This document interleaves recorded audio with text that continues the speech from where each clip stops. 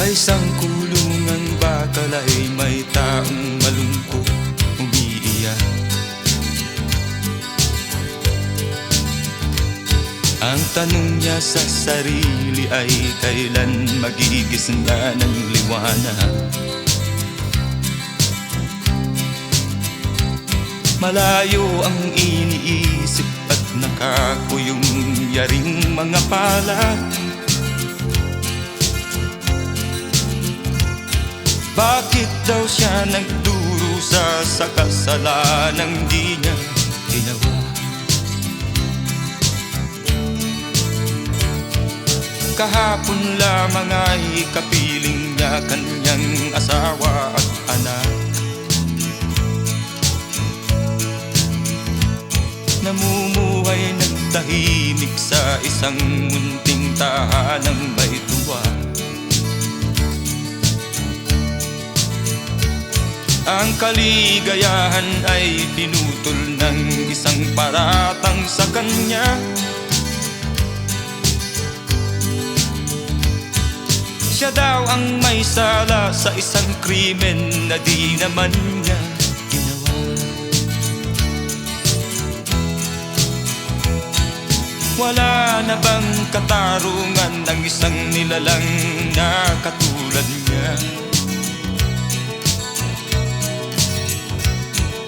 Ilan pang tulad niya ang magdurusa ng walang kasalanan?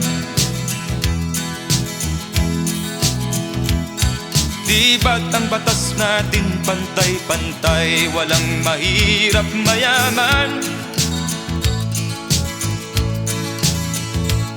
Bakit marami ang nagdurusang mga walang kasalanan? Mga ilang araw na lamang haharapin na niya ang bitayan.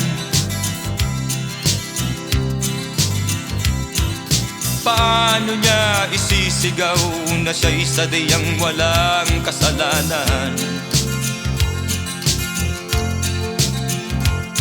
Tanging ang Diyos lamang ang siyang saksi at siyang nakakaalam. Diyos na rin ang siyang bahalang maningil kung sinong may kasalanan.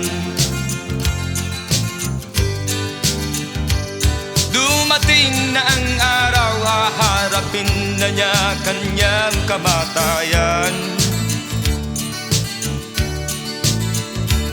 Sa isang upo ang bakal na kay dami ng buhay na inutang. O ang batas ng tao kung minsan ay di mo maintindihan.